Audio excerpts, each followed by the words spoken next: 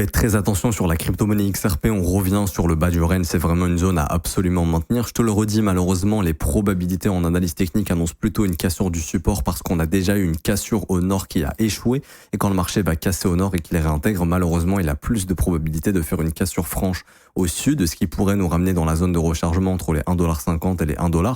Encore une fois, je le redis depuis des semaines, ce sera une opportunité en or pour se positionner sur XRP. Ceux qui n'ont pas vendu, encore une fois, je dis pas forcément que c'est le moment de vendre, mais il fallait quand même prendre des bénéfices et c'est peut-être encore le temps d'en faire avant que le support soit cassé.